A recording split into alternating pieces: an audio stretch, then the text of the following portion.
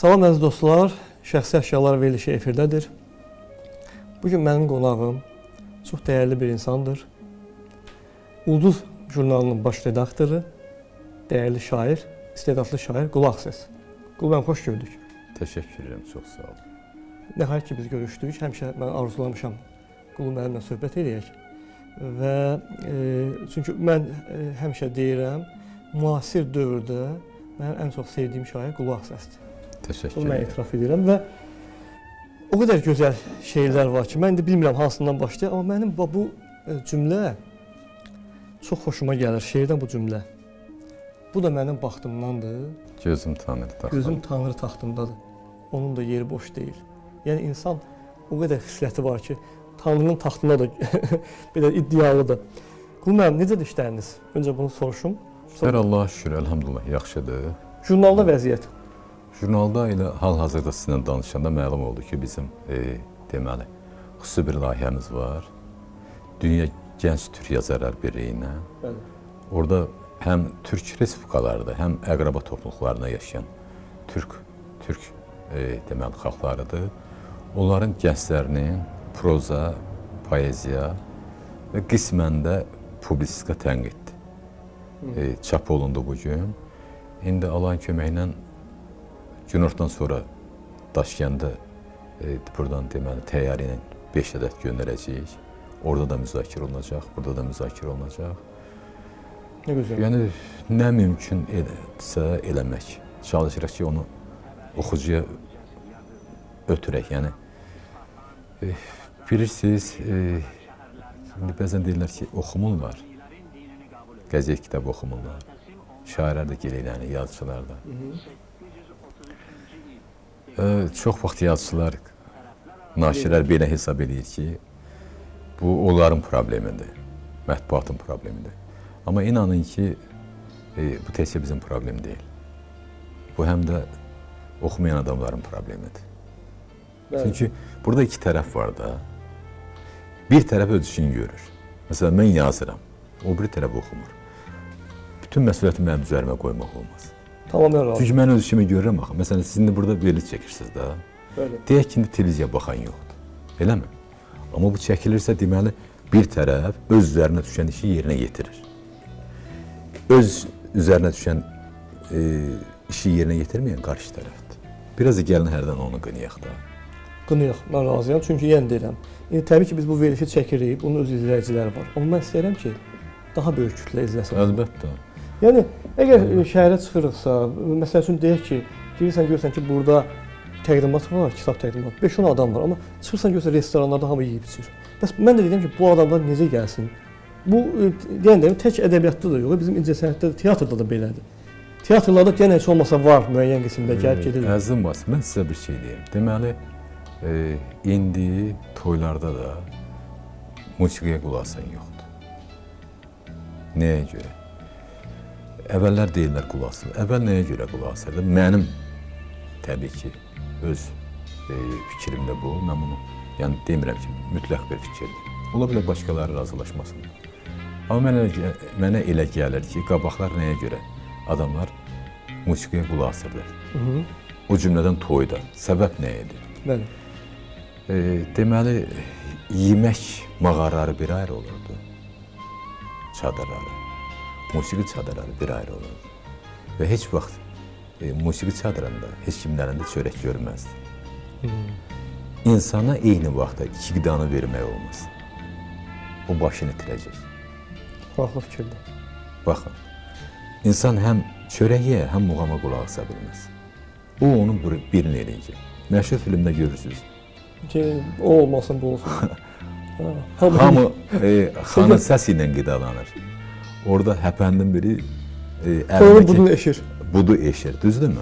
Deməli, iki qidanı insana eyni vaxtda vermək olmaz. Nədəndir sözümə cavab verməmək, həm cəmal gizli göstərməmək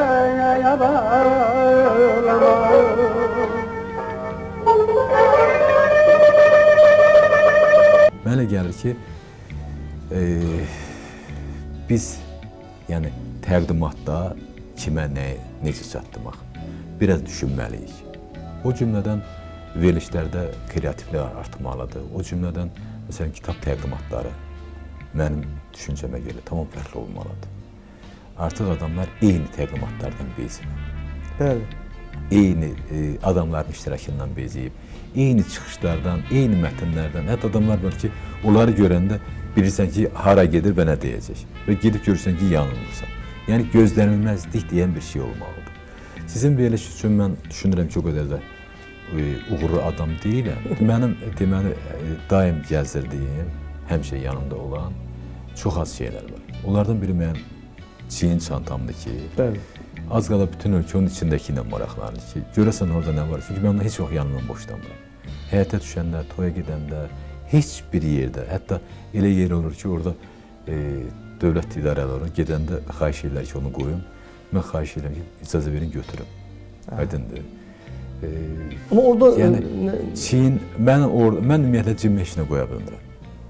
Bütün problem buradadır. Demək, buradan tamaşaçılara deyirəm ki, cibimdə heç nə olmur mənim. Yəni mənim cibimə nəsə qoyanda, pencəyimi, şalvarımı, gödəkçəmi cibinə nəsə qoyanda özümü çox pis diskomfortda hiss edirəm. Adam var cibindən 12 haçar, xeyli sosiska, çörək, nə bilim, xurma, mən o taydan dostum bir yanım ki, cibindən xurma da çıxardı. Yəni, amma mən daha çox qəzet olanda qəzet alıb qoyuram. Həmişə kitab olur orada. Sonra iş açarı, evin açarı və s. O cümlədən deməli, pandemiyadan sonra xüsusilə bu spirtdir, təmizləyici vasitələrdir, salfetlərdir. Bunlar oradan əski olunur. Başqa bir şey yoxdur. Yəni, mənim şəxsi əşyalarımın başında duran, əgər mümkün olsa onu operator göstərərdi, məndən o göstərək də. Biraz aralı durub, mən onu darıxmağa başlayıram. Bax, mənim bunlarda nə qədər desəz məndə var, cürbəcür. Amma bir şey deyim, mən köhnə şeyləri saxlamıram. Biraz köhnəldi. Biraz köhnəldi və mən onu heç kimə də vermirəm. Mən onu atıram gedir. Nəyə görə? Çünki varların mənim köhnə nəyəməsə ehtiyacı yoxdur. Kasıblarsa özüm biraz orada, özüm də kasıb olduğuma görə bilirəm ki, kasıblar qürurlu olur. Yəni kasıba nə isə versən, onun pisinə gələcək. Ona görə ona təqdim edəmirəm. Bir də eynəkdir ki, artıq uzun illərdir. Bu eynək deyil mi? Yox, evdə də eynəklər çoxdur. Deməli, uzun illərdə artıq hətta mən elə gəlir ki, Mövlud Süleymanı demişəm, mən elə anadan eynəklə doğulmuşum. Hətta Mövlud Süleymanı mən Nabran Nabelası kitabıma ön sözdə yazmışdı ki, mənlə gəlir ki, o hər şeyi görür. Sadəcə eynəyi ona görə taxır ki, adamlar onun gözünün içinə baxmasınlar. Bu da bir maraqlı fikirdir, amma inanın ki, belə deyil. Doğrudan da, yəni, həyat elə gətirdi ki, mən elə doğrudan da eynəkli doğulası oldum və şəxsi əşyalarımın içində, kolleksiyamın içində eynəklərim çoxdur. Hər arada getsəm, gözüm optikanı axtarır, mütləq ki, görüm, orada daha başqa nə tapmaq olar, daha maraqlı nə ola bilər və mütləq də o mənə yaraşmalıdır. Yəni, özümü rahat hiss eləməliyəm onun içində. Hal-hazırdakı eynəkdə özümü qədər də rahat hiss eləmirəm, onu da deyim. Başqa eynəyim var, orada da rahat oluram. Peki, o eynək taxasız? Yox, o evdədir, onu özümdən götürməmişim. Yəni, şəxsi əşyalarım, şəxsi kolleksiyam o qədər... Əsas bu iki detaldır. Çünki mən onları saxlamıram. Və saxlayan adamlara pis baxmıram, amma belə təəccüblə baxıram. Necə saxlayıram? Məsələn, kimsə deyir ki, mən birinci sinifə gedəndə çantamı saxlayıram, yaxud nə bilim, anam mənə filan şey almışdı, balaca vaxt onu saxlayıram. Mən düşünmürəm. Bunun da səbəbləri nə ola bilər? Bakıda çox ev dəyişmək. Bəli. Çünki hər dəfə köçəndə, o kasıb köçəndə axı onun malı artır. Elə bir evində 2 dənə yük olur, amma köçəndə məlum ki, evində o qədər aynı. Ora-bura köçməkdən, indi evdə yer olsa belə, imkan olsa belə, mən belə xoşlamıram. Bir də mənim indi evdə olsaydınız görərdiniz, əgər göstərsəydim, bilmirəm, göstərəcəyim yoxsa yox. Mən ümumiyyətlə yazandan sonra onu mütləq aparıb gizləyirəm. Niyə? Bu da uşaqlıq travmasıdır. Balaca vaxtı biləndə ki, mən şeir yazıram, uşaqlar lağ eləyirdi. Mən onu yazandan sonra aparıb gizləyirdim ki, evdə tapıb onu oxuyub məni lağ eləməsinlər. Gülməsinlər ki, şeir yazır. İndinin özündə də mən yazandan sonra, esse olsun, nə olsun, onu mütləq gizləyirəm. Amma indi elə ki, mən onu dəmə qoyuram. Hal-hazırda tutaq ki, bir silsilə şeirlərim var. Hərdən götürüb baxıram. Deyirəm ki, yox, hələ qoy Hələ dəm alsın. hələ dəm alsın, sonra mən onu üzə çıxaram. Aydındır? Yəni yazıb gizləmək kimi bir şəxsi kolleksiyamı araşdırsaz. Şakiriniz var. Şakirəm var. Və bir də şəxsi kolleksiyamda bir sirrini də deyim. Mənim xəttimi, köhnə yazılarım var ki, özüm oxuya bilmirəm. Niyə? O qədər xəttim pisdir. Latınca yazmısınız? Yox, əgər mən kirillə yazmağa başlasam, bu mənim özümdən asılı deyil. Bəli. Birinci hərfi kirillə yazsam, mətni kirillə yazıram. Birinci hərfi latından yazsam, latından yazıram. Çünki mənim kirildə böyük bir təcrübəm var və mən onu unuda bilmirəm. Qulman, bu şeir yazmaq prosesi belə deyək, o deyil, bu belə asan proses deyil də. Sizdə bu formadadır, yoxsa bu istənilən vaxtı bunu edə bilirsiniz? Deməli, texnar olaraq, profesional olaraq istənilən vaxtı yaza bilərəm. Və bunu dəfələrlə təcrübədən keçirmişəm. Məsələn, kimsə dostum, tutaq ki, nəvəsinin ad günü olub, xahiş edib ki, nəvəmin ad günüdür. Ona hədiyyə. Yarım saat içində yazıb göndərmişəm. Deyib ki, çox sağ ol. Bəs mən gözləyirdim ki, nə vaxt keçər falan. Yəni, o, hətta belə sifarişlə, mətnlə yazmışam film üçün və s. Qısa vaxt. Onlar qısa vaxtda, bəli. Amma yəni, bunlar tək-tük nümunələr olur. Və yaxud da ki, Bakıda, o cümlədən Gürcüstanda qəbristanlıqlarda mənim şeirlərim var. Başdaşı üzərində. Bakıda, rayonlarda və s. Bəli. Bakıda hansısa bir ana evladını itirib, mənə zəng vurur ki, mənim oğlum 23 yaşında qəzada ölüb. Mən ona nə deyə bilərəm? Nə deyim ona, necə deyim, eləmirəm. Deyib ki, yəni, istənilən şeyi ödəməyə hazırıq sizə, istəyirik. Mən heç nə deyəməmişəm ki, mən bunu eləyəsi deyiləm, amma yazmışam. Bəli. O cümlədən öz doğmalarım üçün də yazmışam. İşələ gətirib ki, yazmışam.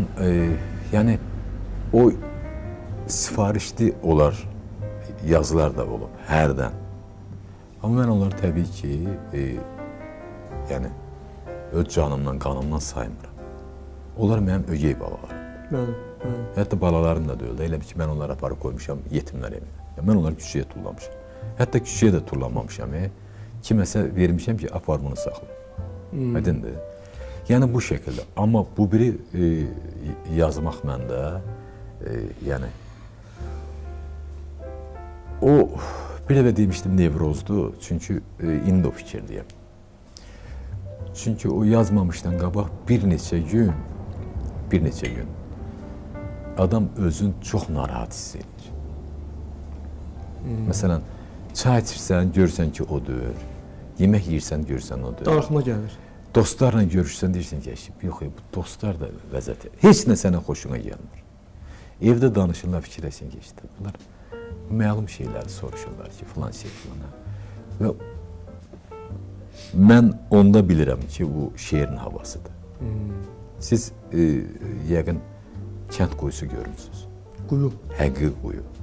Bu şoran torpaqların yox, dağ rayonlardakı həqiqi quyular. Su zadda çıxır. Çox dərin qazılır. 10, 15, 20, 30, 40 metrdə. Su çıxana yaxın suyun qazı gəlir. Və kənkanlar deyirlər ki, məsələn, 13 metrdən sonra bilirlər ki, suyun qazı gəlir. Onda işləmək çətinləşir və orada qiyməti qaldırırlar. Məsələn, 5 metrdən qazır, aydındır, quyunun. Yəni, 5 manatdan metrəsi qazır, hər metrə misal üçün 5 manat alacaq. O məqama çatanda? O suyun qazı gələndə orada işləmək çətinləşir, qaldırır 100 manat. Bu xüsusi nə anlamı? O su gələndə, o, deməli, o çuxurda işləmək çətinləşir. Həddən artıq çətinləşir. Məsələn, o, tutaq ki, bir saata yarım metr qazırırsa, indi o yarım metri 3 günə qazır. Səhət üçün də ziyandır, nəfəs almaq olmur. Bəli. Ondan sonra o quyunun suyu gəlir. Qulman, mənim Deməli, elə bu əşyalardan ki danışdınız, bizim ənənəvi sualımız var. İlk şəxsi əşyanız yadınıza gəlir. Bu nə olub? Mənim yadımdadır ki, bir neçə əşya mənim üçün doğum olur. Onun biri, deməli, məktəbə getməmişdən qabaq, anamla Bakıya gəlmişdi. Bax, elə bax, buralarda daimin evi var idi. Sonra mı söydülər? Yox, yox. Sahildə köhnə evlər var idi, neftçilərə verilmişdi. Orada yəhudilər, ermənilər, ruslar, qarışıq millətlər idi. Yəni, ümumi həyət idi. Mənim ona görə yadımda qaldı ki, mən həyətə düşdüm və heç nə başa düşmədim. Daha indi uşaqların önünə düşdüm, gördüm ki, bu heç biri, yəni, hərə bir dildə danışır. Bir də qayıdıb qaçdım, girdim evə ki, yəni, bura mənimdir. Bax, orada mənə bir vilvet rəhli gödəkçi almışdılar. O qədər xoşbəxt idim ondan. Deməli, gecə hamı yatandan sonra durub xəlvətcə ona baxırdım. Maraqlıdır. Mənim sevdiyim bir, ən sevdiyim bəlkə o mənim əşya idi. İlk dəfə ki, yəni ki, mən ona canı könüldən vuruldum. Neçə il onu istifadə edədiniz? Onu, yəni ki, o 6-7 yaşında uşaq üçün idi. Onu demək olar ki, nə bilim, əynimə gəlmirdi, amma yenə də saxlayırdım onu, sevirdim onu. Yəni, bütün zamanlarda sizin üçün maraqlı oldu? Mənim üçün maraqlı idi ki, vilvet rəhli bir gödəkçi idi, aydındır. Və, məsələn... İndiyə kimi yadınızdadır, gözünüzü qalır? İndiyə kimi yadımdadır, inanın ki, indiyə kimi yadımdadır. Onunla şəkliniz yoxdur? Yox, təəssüf ki, şəkillərim, o uşaqlıq şəkillərim qalmayıb mənim, çox təəssüf olsun, yəni. Çünki şəkillərim evdə idi mənim rayonda. Ağlımıza da gəlməzdi ki, rayon işğal olar da. Bizim orada evimiz var idi. Adamda. Hər şey də belə orada idi. Yəni, heç ağla gəlməzdi ki, işğal olar, qalar nələrsə. Və hər şey qaldı orada. Orada şəxsi əşyalarım içində qardaşım mənə Azərbaycan Sovet, bax, indi biz elə məhz onun yanındayıq. Azərbaycan Sovet ensiklopediyası var idi. Çox baha idi. Qardaşımdan xahiş eləmişdim. Mən o cildləri evdə saxlayırdım. Məktəb vaxtı. Çox sevirdim onu. Əşyalarım, şəxsi əşyalarım içində mənim Ulduz jurnalının deməli, pasifikası var idi. O illərdəki? O illərdəki. Məktəbdə oxuyanda Ulduza, Azərbaycana ədəbiyyata yazılmışdım. Və anamın səhv eləmirəmsə bir 2 aylıq pensiyasına getmişdi. O cümlədən Gənclər qəzetini. Və mən çox sevinirdim ki, yəni ki, tutaq ki, müəllimlə, 1-2 müəllim və mən Paştalyonla Ədəbiyyat qəzeti, Gənclər qəzeti, Azərbaycan jurnalı və Ulduz jurnalı alıram. Mənim üçün böyük fəxr idi. Yəni, qonşular gəlirdi, maraqlanırdı, baxırdılar, aydındır. Mən o vaxt yazılmışdım və onu sevə-sevə qoruyurdum onlar evdə. Yığmışdım, saxlayırdım. Əgər olsaydı, məsələn, o şeylər mənim üçün çox dəyərli olardı. Bir də bizim ailəmizin sevdiyi bir əşya var. Bu da uşaq balaca olanda hər şeyi almışdı ona. Qohum, qonşu, qardaş, bacı, iş yoldaşları. Onların içindən bir dənə ayı balası var. Məhz onu sevdi, seçdi. İndi 4-cü kursda oxuyur, hələ də onu sevir. Biz də hamımız onu sevirik. Və deyim ki, 8 martda biz ona adı Şirindir. 8 martda, hər 8 martda biz o Şirin kukla var, ona ad günü edirik. Tort kəsirik. Doğrudan, maraqlıdır. Doğrudan. Və mən yadıma bir şey düşdü, bir məsələ. Kuklaya indi Qul Məmgil ad günü edirlər. Biz 2001-ci ildə... Yox, indi hal-hazırda eləmirik, amma indi onu qoruyub saxlayırıq. İndi şirin deyirik, indi çox istəyirik onu. Və biz Rusiyaya gedəndə, Dağıstan sərhədində, uşağın kürəyində idi o. Baxdım ki, bu avar idi, o yoxlanış. Bəlkə, zabit. Onu gülməyə tutdu ki, Rusiyaya keçən adam kürəyində də ayı balası. Və biz onu məmnuniyyətlə, onu Kremldən belə daşıdıq. Yəni, uşaq onu qədər istəyirdi, o vaxtı balaca idi. İndi də biz onu, bütün o aksesuarların içində, biz o şirin dediyimiz ayı balasını çox sevirik evdə. Yəni, evdə nə olursa olsun, onun yeri bir başqadır. Çox maraqlıdır. Bir dənə mən də bir xatirə danışım. Biraz məndə həvəs yarandı, kung-fu. Kung-fuya həvəs yarandı. Onda da təzə kurslar açılmışdı. həmin ərəfədə Bruce Lee-yə belə bir pərəstiş yaranmışdı bizdə də. Onun ad günü noyabrın, o indi görürsünüz yadımdan da çıxıb. Noyabrdadır. Biz noyabrda balaca tort alırdıq tələbə pulumuzla. Bruce Lee-nin ad gününü qeyd eləməyə. Və mənim də bir dənə belə bir talisman düzəltmişdim. Deməli, belə şəkilidir. Bu tərəfində Bruce Lee-nin gülən şəkli var idi. Bu tərəfdə biraz kədərli. Və o mənim boynumda. Əgər həmin gün mənim əhvalım yoxdursa, onun kədərli tərəfini çevirirdim. Əgər xoş gün olubsa və çox maraqlı və o talisman indiyə kimi durur. Arada ayan götürüb onu taxır boynuna. Biraz inan var idi. Bir əməliyyatda olmuşdum. Onu da taxmışdım ki, bəlkə məni xilas eləyər. Düz ağrılar zadır oldu. Bu bir dövrdür, mənə gəlir, olur, keçir. Qul mənim, deməli, əşyalardan danışdıq. İstəyirəm biraz valideynlərdən danışım. Necə bir ailədə böyümüsünüz? Valideynləriniz kimlər olub? Deməli, bir şey deyəcəm, inanın. Amma inanın, mən təzəlicə bilmişəm ki, mənim atam qazi olub, müharibəli olub. Niyə indi bilirsiniz? Ona görə ki, balaca vaxtı məndən həmişə atamın yoxluğunu gizlədiblər. Qardaşım Bakıda yaşayıb işləyib. Əskərlikdən gələndən sonra Bakıda yaşayıb işləyib. Və mən nə demişəm ki, qardaşım atamdır. Sadəcə Bakıda yaşayıb. Yəni, atamla bağlı heç nə danışmayıblar mənimlə. Ki, mən bilməyim də ki, atamı itirmişəm. Mən 2 yaşında. 2 yaşınızı itirmişsiniz. Mən sonralar bildim ki, müharibədən deməli, sən demə, yaralı gəlib adam. Yəni, mən onu bilmirdim. Və onun yaralı gəlmən və çox maraqlıdır ki, bizim evdə heç vaxt biz müharibə əlinin evladıyıq, biz qazi evladıyıq deyə bir şey olmayıb. Nəyə görə? O məhz kişinin xarakterinə irəli gəlir. O hesab edib ki, müharibədirsə kişi gedib döyüşməlidir. Hansı zehniyyətlə gedib kolxozda işləyibsə, o zehniyyətlə də gedib döyüşür. Yəni, bu onun işidir. Bugün yer əkirsə, sabah da gedib almanlarla döyüşməlidir. Bu amalla gedib, bu əqidə ilə gedib. Aydındır. Və deməli, anam, mən onun haqqında şeir yazmışam. Elşən Rüstəmov da səsləndirib onu. O şeir deyə bilərik? O şeir burada var, bəli, deyə bilərik. Anam da evdar qadın olub, evdar qadın. Və balaca vaxtı həmişə mənə laylalar deyib, hamısı da şeirdir. Təbii ki, mən balaca vaxtı onun şeir olduğunu bilməmişəm. Amma bu kitabda Ağqarabağ deməli, şeirimdə anamdan da bəhs eləmişəm. O orada deməli, onun dedikləri demiyorlar ki, hamısı şiirdir.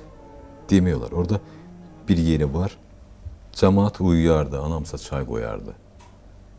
Balası ac qalmasın, bu da qozu, alması yerimə gətirərdi, bircə mən idim dərdi.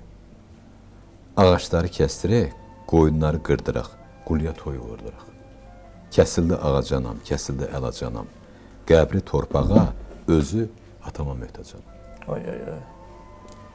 Bu bizim ailə idi. Bu nə zaman yazılıb? Bu, deməli, bizim kənd işğaldan azad olandan sonra yazmışdım mən onu, Ağqarabağ. Orada yazmışdım ki, bizim evi orada nişan verirəm. Deyirəm ki, bu da həyətimiz, qorxma yoxdur itimiz. Tutumuz qoşa-qoşa, yavaş üstün bulaşar. Gələn qonağa deyirəm, isti yuvam evimiz, dədə-baba evimiz. Qabağı aynəbənddir, çox deyil, 2 bənd. 2 bənd. Hə, yəni... Gözəl. Döşəyin altı kitab, kimin yeridir, sən tap. Döşəyin altı kitab, kimin yeridir, sən tap. Sən tap. Gözəl. Yəni... Bir də mən atanızla bağlı bir mədəniyyət kanalında bir şeir, mən onu dinlədim, çox kədərli və çox təsirli bir şeirdir. Atam bu dünyada, o dünyanın cəhənnəm əzabını çəkib. 41-45-də faşistlərlə döyüşüb Kerşdə. Atəş kəsiləndə ya da siqaret fasiləsində Gülahlıda odun doğrayıb, axıra ot töküb. Üzünü xatırlamıram deyə, hərdən elə bilirəm məni öləndən sonra əkib. Bir tikə çörəyin dərdindən gecə yatmayıb, gündüz yatmayıb. Tabutdan başqa heç yerdə ayaqların oxa ilə uzatmayıb.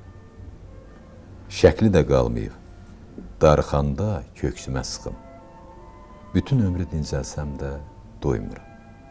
Atamın yorğunluğu mənim canımdan çıxır. Möhtəşəm, çox möhtəşəm bir şeirdir və çox təsirli bir şeirdir həqiqətən. Mən bu məsələlərə qayıdacağıq. İstəyirəm biraz da əvvələ qayıdaq. 2005-2006-cı illərdə Space TV-də biz işləyirdik və onda səhər verilişi var idi. Düz mən onda efirdə işləyirdim, amma səhər verilişində bizim dostlarımız Afaq Vasif qızı, Lalə Əliyeva bunlar işləyirdilər və onda mən ilk dəfə sizi orada görmüşəm. Orada mənim bir şeirimə klip də çəkilmişdi. Bəli, hətta deyəsən Ülviyə, operator Ülviyə çəkilmişdi. Ülviyə, bəli, Nəbatat bağında, bəli. Mələk rolunda çəkilmişdi. Meşələr hamısı. İndi mən onu tapmaq istəyirəm, evdə bilmirəm hara qoymuşam. Həmən klipi? Ağaclar hamısı kürəkən, qayın. Hansı paxıldısa yamacın, şişdi. Meşə görməmişdim belə arxayın. Mən belə narahat dağ görməmişdim. O yalı adlayan dumandı, tüstü, siqaret zəhrimar qoyurmu görək. Elə sərindi ki torpağın üstü. Altı cənnət olsun, nəyimə gerək. Hardasa quzu təkməliyir ilan. Deyir bəlkə səsi xoşuma gələn. Bu tüstü dumanın içində inan bir eşq havası var. Başına gələn. Meşəni əynimdən soyunub burada, ilan vuran kimi oyanıb burada, təzədən yatasan, torpağın üstə, yağış damcılıya yarpağın üstə, yatasan torpağa, yatasan dağa, Əzrail minnətə gələ durasan. Bir ağ kağız ola, quş qarmağa, bir şey tapmayasan tələ qurasan. Ay, gözəl. Doğrusunu deyim, səhər verilişləri xoşlanmıram. Çox tezdir. Baxmağı belə xoşlayıram, bilirsən. Gəlməyə xoşlanmıram. Səhər verilişində söz adamın ağzında əsniyir. Sözün də yuxusu gəlir. Adam əsnəmir, söz əsniyir. Ona görə ki, səhər verilişləri hamısı maraqsızdır. Və hamı da yoldadır, fikirləsən kim baxacaq? Düz baxan da var. Mən səhər verilişlərinə əsnəmək üçün baxıram. Maraqlıdır. Qulum, niyə Ağsəs? Ağsəs təxəllüsü niyə? Ağsəs, deməli, bunun çox qəribə tarixçəsi var. Mən o vaxtı çap olunanda, yəni, mən tez çap olunmuşam, 80-ci ildə. Çox tez çap olunmuşdum, amma sonralar Zeynalov kimi çap olunmuşdum soyadımdan. Sonralar mən istədim ki, Ağsəs kimi çap olunam, qoymadılar. Niyə qoymadılar? Onu qəbahət var. Atamın adıdır, yəni çox maraqlı. Atanızın adıdır? Bəli, atamın adıdır. Yəni başqa bir şey yoxdur. Və ilk kitabımda o Sənsən hər yerdə yazmışdım ki, atamın adı olduğunu orada qeyd eləmişdim. Ağsəs olmağa. Yəni elə ondan mənə qalan ən gözəl miras hesab edirəm ki, onun adıdır. Və burada mənim əziz dostumu mütləq xatırlamalı olacağam. Çünki onu demişdi və yazmışdı. Məmməd Nazimoğlu çox dəyərli bir jurnalist, satirik. O bir də demişdi ki, biləndə ki, mənim atamın adıdır. Demişdi ki, mənim atamın adı Ağsəs olsa, mütləq şair olar. Artıq yəni, sənin atanın adı bəs eləyir ki, sən şair olasın. Həqiqətən də. Çox uyğundur. Qulu Ağsəs bəs eləyir. Və o addan Türkiyədə var. Və burada yoxdur. Bir də nadir addır. Nadir addır. Türkiyədə var amma. Mən qızımın adında ona uyğun olaraq Ağsu qoymuşdum. Çox təəssüf olsun ki, Ədliyyə Nazirinin işçiləri heç cürə razılaşmadılar. Ağsu adına? Hə, yəni qızın adını istəyirdim Ağsəs, bu da yəni Ağsu rayon adı olduğuna görə razılaşmadılar. Ona görə razılaşmadılar. Sonra su qoydum, ona da razılaşmadılar. Sonra Alsu ilə razılaşdıq. İndi də yəni ürəyimdə, elə evdə su deyirik ona, evdə. Qoy dostları Alsu desin. Hə, dostları Alsu deyir. Bilmirəm vallahi. İndi tərcümələr eləyir təkcə öz adı ilə. Hə, sizin yolunuzu davam edir qızınız. O ingilis ədəbiyyatı ilə tərcümələr eləyir. Müxtəlif tərcümələr. Maraqlı və əvvəl hekayə yazırdı. 10 yaşında kitabı çıxdı. Hə, sonra keçdi ingilis dilin nəsə müəllimi ona çox sevdirdi. və ingilis ədəbiyyatı mütəxəssis olmaq fikrinə düşdük. Artıq illərdir. Və tərcüməçi kimi çalışa bilirlər. İndi tərcümələr eləyir, bəli. Qul müəllim, bir də maraqlı olur ki, siz da 80-90-cı illərdə sizin şeirlər Ulduz jurnalında çıxıb və illər keçir siz həmən jurnalın baş redaktoru olursunuz. Bu da maraqlı bir paradoksdur. İnanın ki, mən o vaxtı Ulduz jurnalına yazılarım getməyə belə qorxurdum. Bir də bəyənilməz. Bəyənilməz, təhlükəli idi. Yəni hər şey ola bilər. Amma yəni adamın ağlına gəl. Amma çox bir qısa müddət keçdi. Söhbət 1994-cü ildə gedir. Mən orada 90-cı ildə çap olundum, Ələkbər Salasada. Məni çap elədi və əlimi sıxdı. Dedi ki, sənin növbədən kənar verir. 4 il sonra o baş redaktor olanda məni şöbə müdiri çağırdı. Və mən bir ay işləyə bildim. Çünki jurnal çıxmırdı. Ancaq yiyib içirdiniz mən bildiyimə görə. Hə də, yəni çünki heç nə yox idi. Ölkə elə bir vəziyyətdə idi ki, jurnal çıxmırdı, maaş almırdılar. Mən də mütləq hardasa işləməli idim. Ailə var. Yox, subay idim, amma yəni anam yanımda idim. Nəsə yeməlisən, nəsə içməlisən, dostlarla görüşməlisən. Və mən qaçıb radioya getdim. Azərbaycan getdim ora. Daha doğrusu mən qəzetdə idim, dəvət elədim Öyrü Süleyman, getdim ora. Onda əslində mən 94-cü ildə oranın işə gəlmişəm. 10 il keçdi, təkrar mən ora dəvət elədilər. 2004-cü ildə. Və bu dəfə fikirləşdim ki, görünür taledir də. Bəli. Mən bundan qaça bilmərəm. Və bu dəfə getdim, indi 2004-cü ildən orada çalışıram. Bəli. Yəni uzun bir müddət keçdi. Mən istəyərdim ki, məsələn də yeni adlar olsun. Və hətta bir şeir yazmışdım. Orada yeni adlar var. İstəyirəm onu oxuyum. Buyurun. Ümidimi ütüləmişdim. Barmağımı cütləmişdim subay vaxtı. 2 oğlum olasıdır. Birinin adı Tezol, birinin adı Təkər. Tezol zamandan iti, Təkər maşından yekə. Qayğılar bastı başımdan. Özümü güclə atdım zaman maşından. Baxdım ki, aləm qarışıb. Ümidimin ütüsü cəhənnəm, barmağımın cütü qırışıb. Baxdım ki, ömür yarıda. Qızımın adını su qoydum. Ciyərim yanırdı, övladlarıda. Dostumun oğlu, Həsənin oğlu. İndi bank sistemini işləyir, hikmət. Deyib ki, bu şeir oxuyub, deyib ki, ata, mən Mirmövsüm ağaya nəzər deyirəm, Qulu əmmin qızı olsun. Deyib, niyə? Deyib, Tezol Təkər adı olar, bu uşaq biyabr olacaq. Bir də o adı qoyamək? Hə, Tezol, oğlan uşağı Tezol da, oğlan necə olmalıdır? Bəli, Tezol. Ha, Tezol. Tək ərdə, bu vurğunu baxır, hara salırsan, tək ərdə. Belə bir təkər, maşın təkəri. Və onun duası həyata keçdi. Duası həyata keçdi. Yaxşı ki, qız oldu. Deyib ki, deyib Tezol Təkər, uşaqlar lağ eləyəcək falan. Fikir vermiş. Amma mən indi istəyirəm ki, bu 2 ad oturuşsun.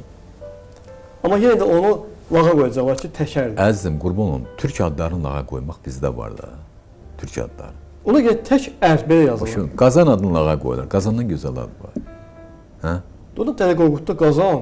Heç biz o Qazanla onu müqayisə edə bilmirdik. Görürsünüz. Yaxud məsələn Dursun adı. Mənim bacımın adı. Mən elə Allah kömək olsun. Problem olan. Dursun kişi adı da var. Dursun kişi adı da var. Təmiz türk adı da Dursun. O biri bacım dünyasını dəyişib balaca vaxtı. Bu doğulanda adını Dursun qoyublar. Növbəti olanı qoyublar Bəst. Bəst. Hə, biri Dursundur, biri yəni ki, da 2 qız bizə bəs eləyir. Kifayət eləyir. Hə, baxın, bu tərtəmiz türk adlarıdır. Aydındır.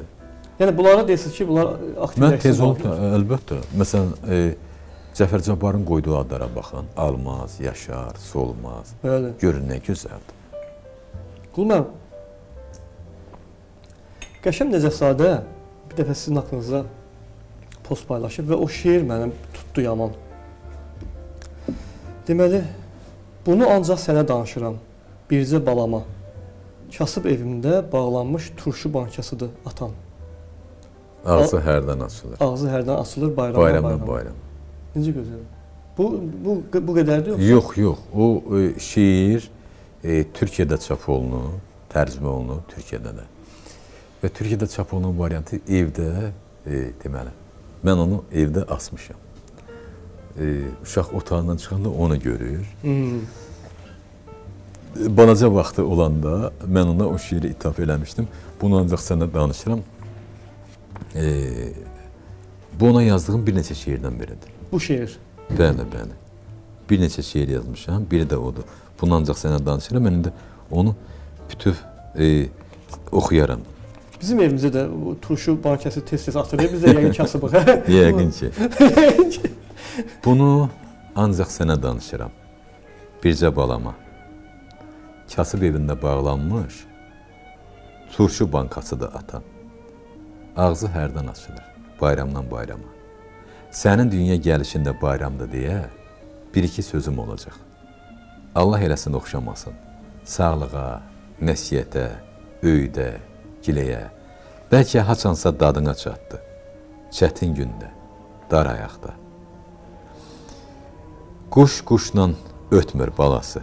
Şair şairlə dilləşmir. Quş budaqda oxuyur, şair varaqda. Qadına yalan danışmazlar. Həqiqət kişidir səhv eləmirəmsə. Əlbəttə, kişi lazımdır qadına. Kişiyə gerçəyi deməzlər. Yalan qadına oxşar daha çox. Ona görə hər kişinin ürəyindən baxmaq keçər yalanın dadına. Bir də unutma, mən kimsəsizliyimdən bənzərsiz oldum. Sən deyəsən atana oxuyacaqsın.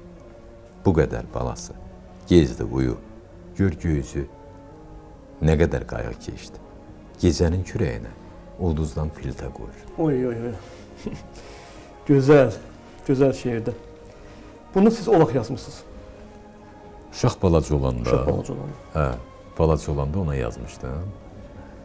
Bir neçə şeir yazmışdım ona. Çünki mənim, yəni, mənim üçün ümumiyyətlə hər bir uşaq möcüzədir. Uşaqları çox sevirsiniz? Həddən artıq. Məsələn, əgər quşlar, bir də uşaqlar sizi görənə qorxsa, siz yaxşı adam, siz ümumiyyətlə adam deyilsiniz. Aha. Bir quşlar, bir də uşaqlar. Siz görəndə qorxursa? Qorxsa deməli, sizdə mənfi enerji var, nəsə var. Quş görə səndən qorxmuyor. Bir də uşaq. Uşaq görəndə, əgər uşaq belədir ki, adam üstünə gəlir. Bəli. Tanımadığı adamın, o bilir ki, o onu sevgiylə yanaşır. Uşaq hiss edir də yəqin. Hiss edir, bəli, bəli. Mən uşaqları çox istəyirəm. Mən deyim ki, mənim bir uşaq qrupum var. Bu futbol azarkeşi qrupudur. Mən həm də futbol azarkeşiyəm və Səbail klubunun azarkeşiyəm. Mən o uşaqları, 10-15 uşaqdır, başıma yığıb, Səbail oynayanda bayıldı, aparıram ora. Bizim üçün ayrıca rəhbəri yer ayırıb, hətta bir 5 uşağa da forma veribdir, başdan ayağa olar Səbail formasında. Biz gedib orada futbola baxırıq və uşaqlar deməli, istədikləri qədər orada çığıra, bağıra bilirlər, enerjilərini dağılırlar. Mən də onlara qoşulub təbii. Bu ənənə davam edir. Əlbəttə. Qulmən, qızınızla bəs dostluq edirsiniz? Nə dərəcədə dostluq? Vallahi, mənə gəlir ki,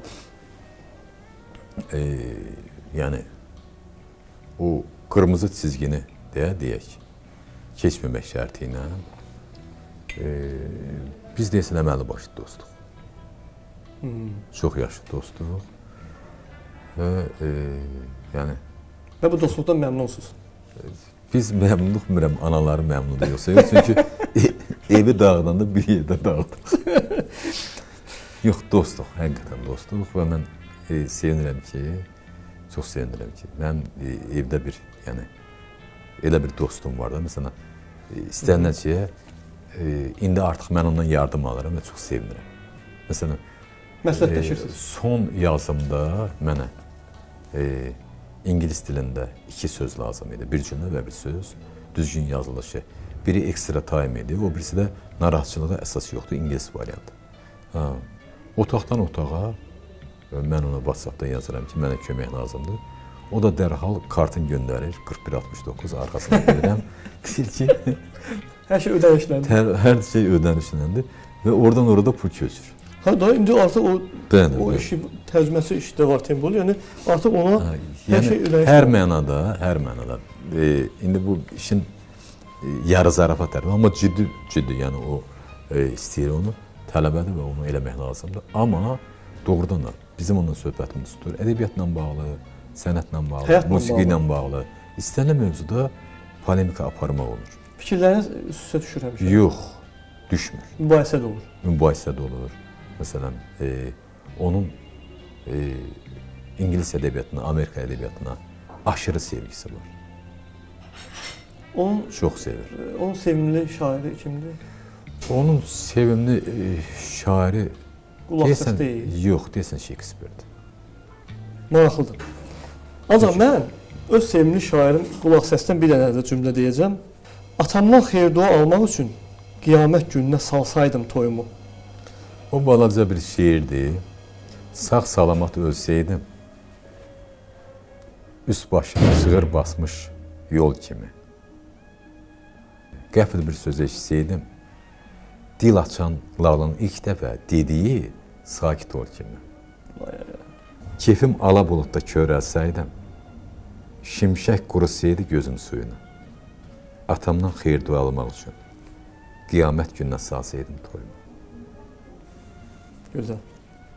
Qulum, sizin ən məşhur şeirlərinizdən biri də bunu hamı bilir. Görsən üşürsən, yandır özünü. Bu şeirdir. Amma mən o qədər şeylər qeyd eləmişəm burada. İndi o şeir çox məşhurdur, çox eşitmişik onu. Bax, belə bir fikriniz olub. Qulaq səs deyir. Adam var, yay tətilini Skandinaviya meşələrində marallarla keçirir. Qış tətilini Cənubi Amerika karnavallarında ceyranlarla, sonra da televiziyaya çıxıb deyir ki, Azərbaycanın yayına da qurban qışına da. Tamaşaçılar da onun vətənpərvərliyinə baxıb kövrəlirlər. Üstəlik mənə nümunə göstərirlər ki, sən niyə elə deyil? Ağa Zəfərli yazmışdı. Deyir ki, Qulu Ağsəs deyir ki, qəzetlərin birində bir xanım müsahibə almağa gəlmişdi. Qulu müəllimdən suallar verib və Qulu müəllim də çox böyük həvəslə danışıb. Müsahibə qurtarandan sonra xanım qayıtdı, Qulu Ağsəsdən soruşdu ki, sizin adınız, soyadınız, vəzifəniz nə idi? Qulu müəllim də bu söhbətdən çox dilxor olur. Baş redaktora zəng edir, deyir ki, xahiş edirəm müsahibəni verməyin, ümumiyyətlə diktafondan da qalmasın. Məyus edici vəziyyətdə. Gələn adam bilmir ki, kimlə söhbət edir. Bizim hər il, deməli, fevral ayından iyun ayına qədər Azərbaycan Universitetindən bizim 4-cü kurs praktikatlarımız olur. Bəli. Sorğuda onlar artıq 3-cü ildir ki, Ulduz jurnalını seçirlər. İngilis filoloqları və Azərbaycan filoloqları. 60 uşaqda, 63 uşaqda, böyük bir kütlədir. Biz onların ulduzlu görüşlər elədik. Azərbaycanı tanımış adamları ilə falan. Uşaqlara mən ən birinci nəyə deyirəm? Adını soruşuram, Leyla. Deyirəm, adının mənası nədir? Öyrən.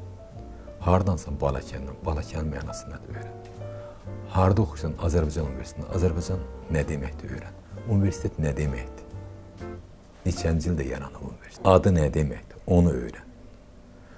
Ondan sonra deyirəm ki, əzizim, hara gəlmirsən? Bura hara? Deyir, yazıçılar bir. Deyirəm, yazıçılar bir nə vaxt yaranıb? Düş aşağı, bax, o, gör burada kimlər işləyib. Ondan sonra deyim, Ulduz jurnalına gəldim, neçənci ildə yaranıb. İlk baş redaktoru kim olub? Aydındır. Hə, bu çox əslində yaxşı bir qayda qanunu. İnsan öz adının mənasını bilməlidir. Doğulduğu ölkənin adının mənasını bilməlidir. Rayonun mənasını bilməlidir. Getdiyi yeri. Mən hara getsəm, birinci girib Google-dan ona baxıram. O yer haqqında O yer haqqında belə. Mən Şabranda olanda bilirdim ki, bu Aynə Sultanovanın kəndindən mən dincəldim. Pirəbədil bilirdim ki, Aynə Sultanovanın kəndidir. Və mənə maraqlı idi ki, Azərbaycanın belə bir inqilabçı qadını getdim gördüm ki, kənd belə bir gözəl kənddir. Şabranda. Bizim o istirahət yaradıcılıq mərkəzi var. Şabranda eşitmişəm amma o orada kəndin adını eşitməmişdim. Bəstəkarlar, rəssamlar və yazıçılar üçün dövlət bir istirahət mərkəzi istəyir Şabranda. Və mən gedəndə orada müşahidə elədim. Baxdım ki, dağ kəndlərində qonşu evlər hamısı bitişikdir.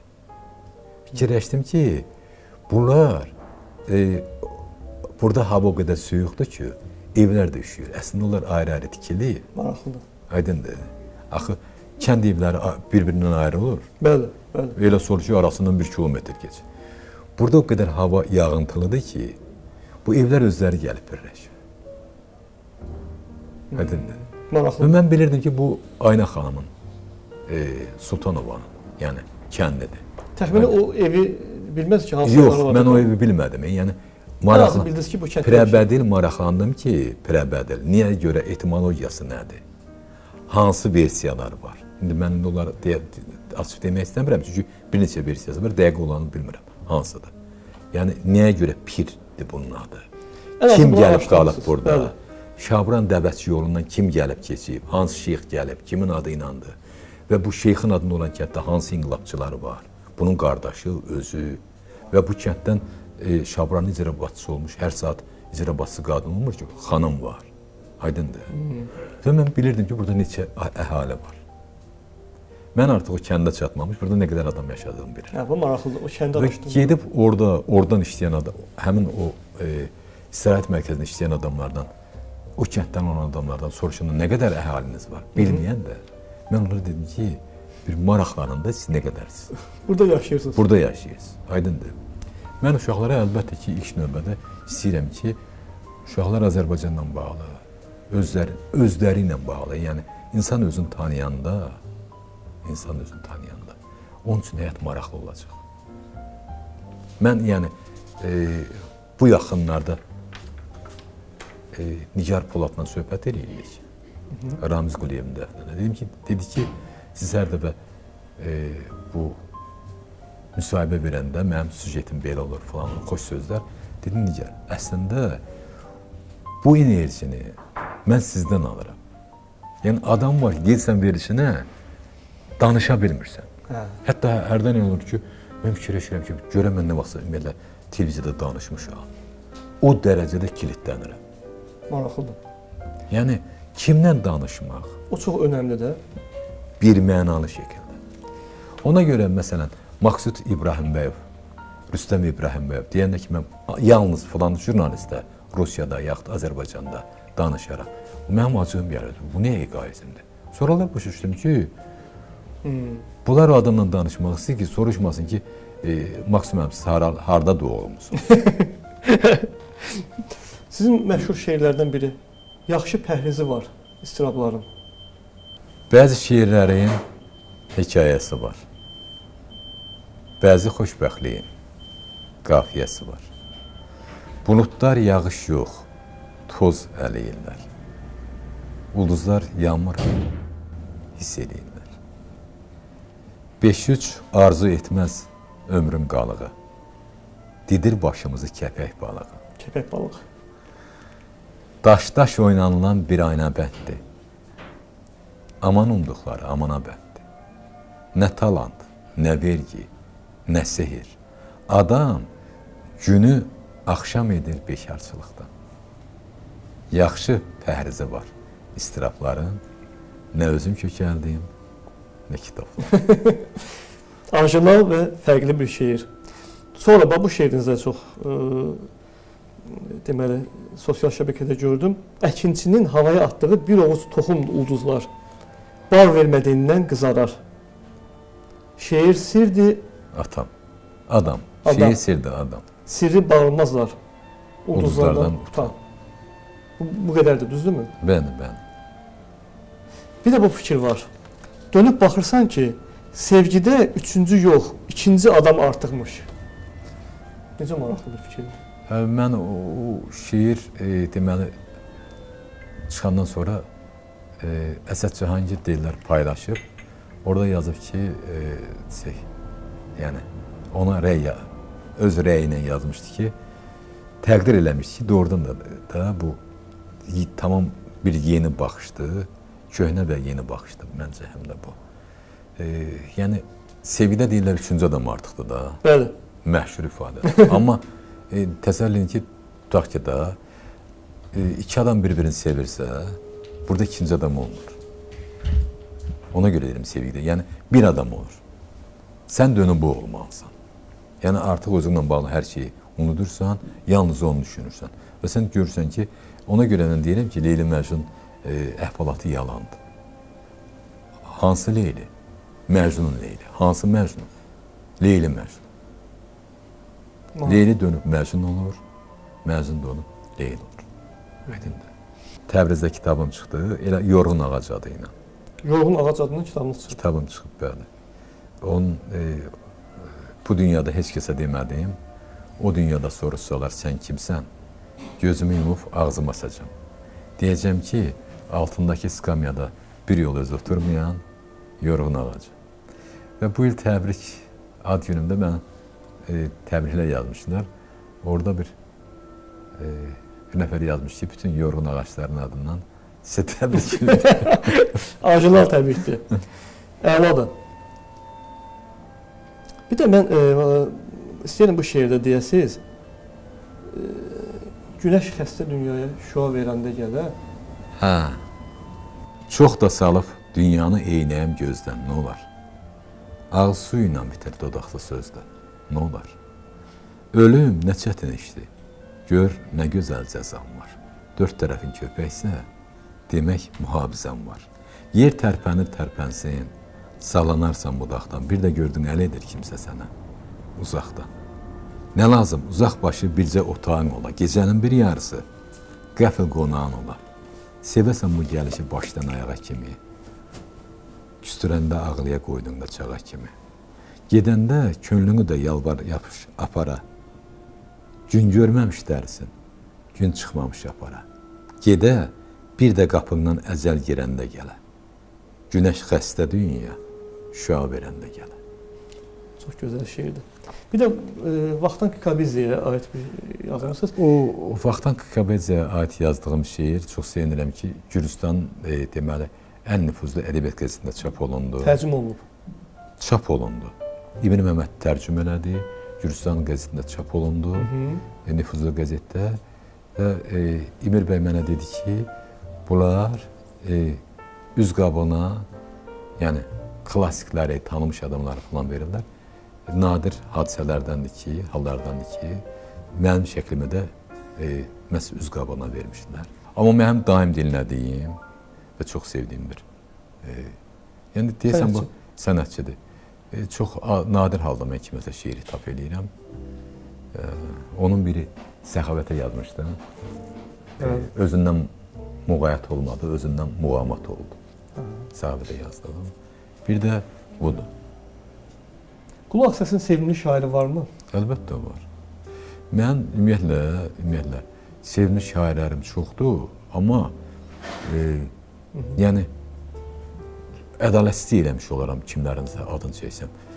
Hətta sevmədiyim belə şairlər də olur ki, görürsən ki, çox gözəl misralarına, şeirlərine rast gəlirəm. Və sevdiyim şeirlər daha çoxdur, nəinki şairlər, belə deyək. Amma bir müəlliflərdən bir-iki ad çəkə bilər, yazısı da ola bilər ha bunun üçün. Əlbəttə, ən çox sevdiyim şairlərdən biri mən Eldar Baxışdır. Bir də belə bir fikriniz var. Daha doğrusu şeirinizdən də yəqin ki, bu, səni sevməkdən də vacib işlərin var. Yəni, sevgidən də vacib işlər olur. Olanda olurdu. Amma yenə, sonra düzəldirəm axı, deyirəm, amma yenə səni sevirəm. Tənbələm də. Yenə də qaydasız sevgi. Sonra belə fikriniz var. Şair Qulaqsəs bir dəfə dedi ki, hansısa məclisdə hərdən olur şeir oxumağını istəyirlər. Balaca bir şeir oxuyursan, bir nəfər də qayıdır ki, elə bu, ay, güya bunu başa düşdün ki, bax, Rəşid doktor kimi, bilmirəm, olub ya yox, belə bir yəni... Olub. Bəzən adamlar elə gəlir ki, əgər şeir oxuyursansa, yarım saat sən orada mikrofondan asılmalısan. Və qısa bir şeir oxuyanda da fikirləşir ki, nə oldu? Bayaqdan bayquş ulayır, qonşu itinin üstünə, Tanrı göy yorğan sırıyır, bu yer mitilin üstünə. Yer mitilin üstünə. Necə möhtəşəm fraz cümlələrdir.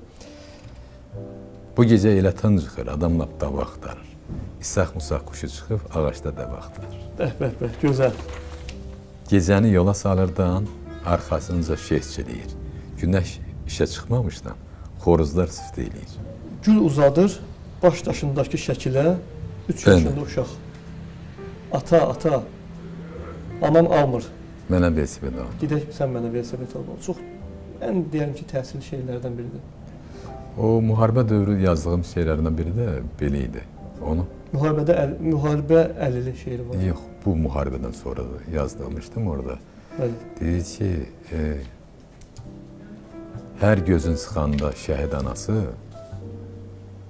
əri dişini sıxar. Olmadı, bu ki olmadı. 4 şəhid atasının dişlərini saydım, 32 olmadı. Hiç olmaz. Çox təsirli şeydir. Qulman, belə bir mərhələdəyik, konkret suallar və konkret cavablar. Bəli. Sevdiyiniz aktyor, Şəfiqə Məmmədova salamlayırıq, görkəmli aktrisamızı. və bir də Hamlet Xanızadə. Sevdiyiniz rejissor, Sevdiyim rejissor Ceyhun Mirzəyev. sevdiyiniz bəstəkar, Sevdiyim bəstəkar Tofiq Quliyev. sevdiyiniz futbolçu, Sevdiyim futbolçu Zinəddin Zidan. bəli. Topu bacısı kimi sevdi Zinəddin Zidan. O şeiri yazmışım. Teatrlara gedirsiniz, teatra münasibətiniz. Teatrlara gedirəm, amma yaxşı tamaşalara çox təəssüf ki, çox da rast gəlmirəm. Bu da bir problemdir, hə? Bəli. Dostluq nədir? İnsanın özü ilə münasibətidir. Özü ilə səmimiyyətidir. Özü ilə. Bəli. Özü ilə dost olmayan adam inanmıram kimləsə dost olsun. Vətən nədir? Vətən. Mən heç vaxt vətənə şeir yazmamışdım. Heç yazmırsınız. Yox. Deməli, bu yaxınlarda birini yazdım. Axırı belədir. Hərdən aramız dəyir. Səbəbini indi deyirəm. Sən vətənpərvər şeir istəyirsən. Mən şeirpərvər vətən istəyirəm. Canım vətən. Qəşəng. Vicdan nədir? Vicdan insan tanırsa da başqa bir şeydir. Ya da hesabat ana. İkisindən biridir. Azadlıq nədir? Azadlıq odur ki, həddini biləsən. Xoşbəxtlik nədir? Xoşbəxtlik illüziyadır. İlğımdır. Sən onu burada axtarırsan, o başqa yerdədir. Gedirsən oraya görürsən ki, yox, gəldiyin yerdə qal. Həyatda ən çox reallaşan və reallaşmayan arzularınız varmı? Əlbəttə, reallaşan arzularım da var, reallaşmayan da, amma mən keçmişdən yaşayan adam deyirəm. Məsələn, mən deyəndə ki, dönənə qayıtmaq istəyirsən, deyirəm yox, təzədən bir də bu boyda zülüm çək, Allah, yox, yox, elə ən salamatı sabahı görmək. Əla. Nə zamansa şəxsi həyatda ya işdə, belə deyib, boşluğa düşmüsünüz? Dəfələrlə. Mən ümumiyyətlə deyirəm ki, yaradıcılıq böhranı keçirməyən, depressiya keçirməyən adamlar hamısı istedadsız adamlardır. Yalnız istedadlı adam boşluğa düşə bilər. Mən sizə bir şey deyim, boşluğu başqa mənada götürək. Sən əgər uçmasan kosmosa, necə boşluqda ola bilərsən? Demək, sən uça bilirsən, qanadın var da. Yerlə sürünən adam necə boşluğa düşə bilər? Bəli. Filmlərdə və kitablarda hansı janra daha çox üstünlük verirsiniz? Mən demək, filmlərdə tez-tez kadrların dəyişməyini xoşlayıram. Dinamikanı. Dinamik olsun. Bəli, dinamik olsun. Yəni, biraz çox danışırlar, onu çevirən başqa kanal. Bizim verilişdə biraz dinamika azdır. Yox, bu verilişin formatı başqa. Mən filmdən söhbət gedir. Onda belə çıxır ki, Tarkovskinin filmlərinə baxırsınız ümumiyyətlə. Yox, baxıram. Biraz orada uzun kadrlar var. Yox, mən uzun danışanda, kadr dəyişməyəndə filmdə xoşum gəlmir. Yorulursunuz. Yorurum mən. Həyatda ən çox nədən qorxursunuz? Adamları tanımaqdan qorxuram. Yəni, bir cür tanıyıram. Başqa cür çıxır. Başqa cür çıxır, bəli. Qadınlarda ən çox qiymətləndirdiyiniz keyfiyyətlər? Qadınlarda ən çox qiymətləndirdiyim keyfiyyəti deyim də. Mən istəmirəm heç bir qadın kişi kimi qadın olsun. Qoy qadın olsunlar. Bəs kişilərdə ən vacib keyfiyyət? Mən istəmirəm ki, heç bir kişi qadın kimi kişi olsun. Qoy kişi kimi kişi olsun. Qulman, Sovet aktivistası var, Alisa Freundlich. Onun belə bir fikri var. Hörmət, dostluq və ehtiras. Bu üç şeyin cəmi sevgini yaradır. Bu üç şeydən biri olmayanda sevgi də olmur. Sizcə bu üç şey kifayətdir, Yoxsa əlavə eləmək olarmı? Hörmət, dostluq və ehtiras. Mən ora bir kapsulada sevgi atardım. Hörmət, sevgi, ehtiras və o sevginin bir də onun üstünə gələrdi. Sevgi bir də gəlsin. Bir də gəlsin onun üstünə. Maraqlıdır. İndi fikirlər deyəcəm. O fikirləri ardını siz tamamlamalısınız. Bəli. Əgər müharibələr olmasaydı, Müharibə haqqında bir dəfə yazmışam. Müharibə Tanrının, dünyanın insanın ixtiyarına verdiyi ayrı-ayrı məqamlardır. İnsan, mən əlimi çəkirəm, görək sən nə edirsən? gözəl bir cavab.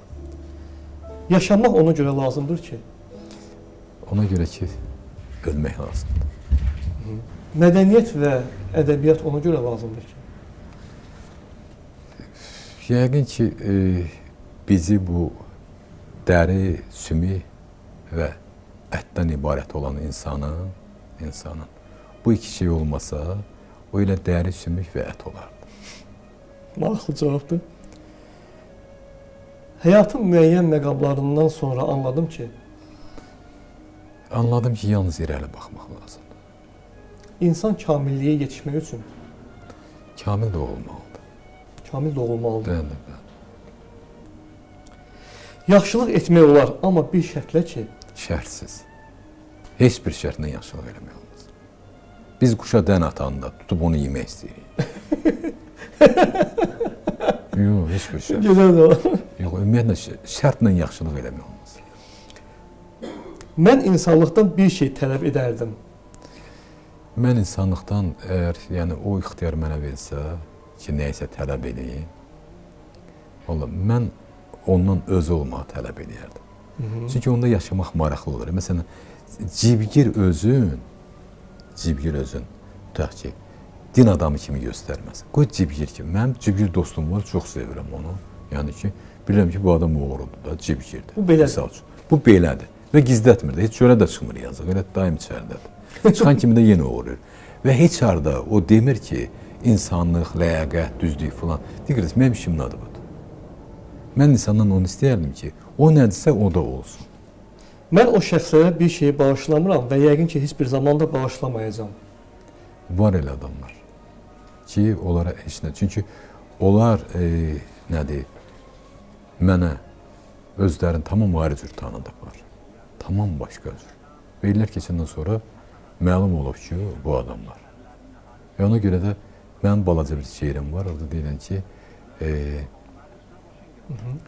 mən heç vaxt şeytana daş atmadım dostum.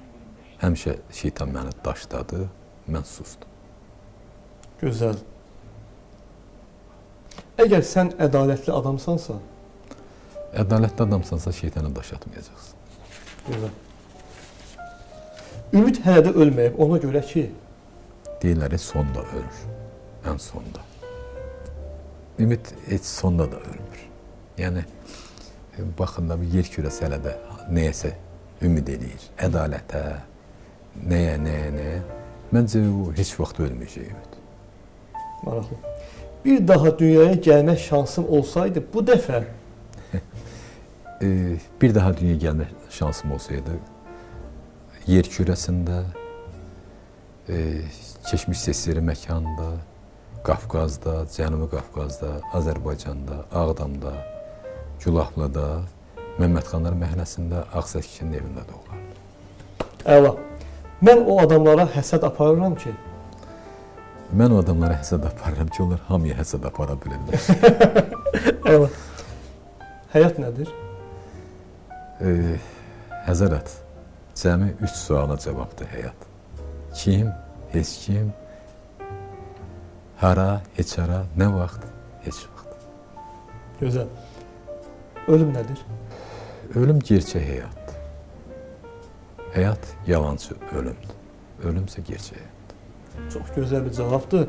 Və sonda gənc nəsillərə bir tövsiyə kimi bir fikir olsun. Gənc nəsillərə mənim həmişə tövsiyəm odur ki, bizə qulaq asmayın. Bizə qulaq asmayın. Bəli, yaşlılara qulaq asmayın. Niyə? Çünki elə şeylər var ki, onu ancaq gənclikdə eləmək olar. Biz indidən onları özümüz kimi davranmağa çağırırıq. Bu düzgün deyil. Uşaqlar haransa dağıtmalıdır, gənclər dalaşmalıdır, enerjilərini dağıtmalıdır, avtoşluq eləməlidir. Aydındır. Yəni biz də o dövrü keçmişikdir. Biz də o dövrü keçdik. Biz özümüz eləmişik, istəyirik ki, uşaqlar eləməsin. Bu ədalətsizlikdir. Qulu mənim çox fərqli cavablar oldu və sonda bizim hədiyyələşmə mərasimi var. Bu bir ritual kimidir. Bu kitabda mən sizə verdiyim üçün Ənvər Həsənova Vida, mən sizə başqa bir kitabımı hədiyyə edəcəm. Yox, mənə bunu verməmisiniz, onu vermişsiniz. Bunu vermişəm. Bəli. Bunu verməmisiniz. Bəs mən niyə belə yadıma Yox. Deməli, bu mənim ikinci kitabımdır və Ənvər Həsənov dünyasını dəyişəndə bizim də uşaqlığımızın son gecəsi bitdi. Bəli. Ona görə bu hamımızın sevimlisi, hamımız. Bəli. Ruh şad olsun və Amin. Azərbaycan filmində çox gözəl işlər Mən çox təşəkkür edirəm ki, belə işlər görürsünüz təmannasız. Bu çox gözəl hədiyyədir mənim üçün. Bir də Seyran Səxavətin kitabını hədiyyə etmək istəyirəm. Bir stəkan hava. Seyran Səxavətin demək olar ki, məndə bütün kitabları var və lap belə orta məktəblərindən onun oxucusuyam. İndi də sevinirəm ki, dostuyam. Onun bir sözü var, səndə mənə aid nə var? O deməkdir ki, adam yazı istəyir, şeir istəyir. Gözəl və o sizi çox istəyir. Mən də onu təbii ki, çox istəyirəm. Qulum mənim, ənənəvi olaraq siz də mənə nəsə hədiyyə Mən sizə deməli, yeni kitabımı gətirmişəm və heç nə yazmıram, çünki növbəti görüşdə yazacağam ona inşallah. Hələ Vasifə deyəcəyim sözü tapıb deyəmirəm.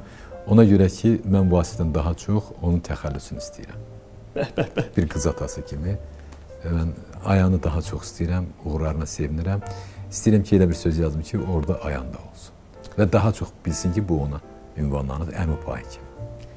Və bunu bir müddət öncə Tahir Əmraslanov mənə kitab bağışladı, mətbəxlə bağlı. Deyir ki, bunu mən Ayana yazaram ki, cehizlik üçün, cehiz payıdır bu. İnşallah. Bunu mənimlə dediyi ikinci bir fikir oldu. Qulum mən burada da, bu bizim şəklimizdir. Mən istəyirəm ki, bunun ardına nəsə bir fikir yazasınız və sizdən mənə xatirə qalacaq o fikir.